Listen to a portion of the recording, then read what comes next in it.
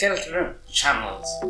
Well, as the name suggests, it is all about trading trends with volatility-based price envelopes. Now, Keltner channels are a trend-following volatility indicator built around the average true range. Keltner channels are often compared to Bollinger bands, but in Bollinger bands, the standard deviation is considered.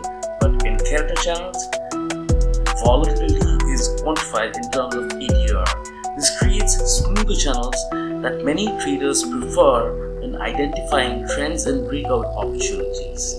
Next, what are Keltner channels? Well, Keltner channels have three components: a central line, an upper channel, and a lower channel. Now, the upper and the lower channel are guided by the EMA, and the central line is the EMA up to 20 minutes. And the key characteristics are: it is a trend following indicator, it is definitely based on volatility-based channels, it does provide dynamic support and resistance, and they are smoother than Bollinger bands. So how are they calculated?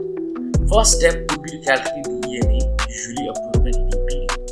The second step would be to calculate the average true range, and the third step would be to create the upper and lower channels. The formula for that is the upper channel equals to the EMA, or the central line, plus a multiplier times the ATR, and the lower channels is minus the multiplier times the ATR from the EMA. The results are that the channels adapt according to market volatility altogether. Now, understanding average true range. What is average true range? Well, for now, let us just assume that it's a measure of market volatility. A high ATR would mean large price swings and wider channels, while a lower ATR would mean smaller price swings and narrower channels. And why this matters is because ATR captures real trading range behavior. Trading signals. Bullish signals come when the price closes above the upper channel. Also, the volume has to be considered. The bearish signal happens when the price drops beneath the lower channel, and also in this case as well, the volume has to be considered. If the volume is high, then there are high chances that the trend is actually bullish or bearish accordingly.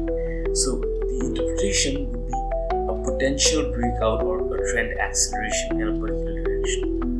Now, next, what is dynamic support and resistance is something that we need to know.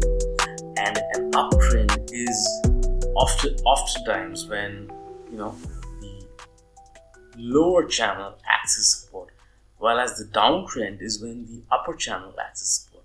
And the benefit is this gives the users a bandwidth of prices through which they can trade and conduct the transactions. Keltner channel breakouts. A bullish breakout, that is, the price closes above the upper channel, and for a bearish breakout, the price needs to close below the channel. And a volume confirmation is also needed because a higher volume strengthens the breakout reliability. Advantages and limitations. Of course, the advantages include smooth signals, effective trend identification. It is an ATR based volatility measurement process, and it is definitely useful and provide useful support and resistance levels. The limitations are that the signals are late because it is a lagging indicator. There might be chances of false breakouts, and it is definitely a little dicey when the markets move sideways. And definitely, it always requires confirmation indicators to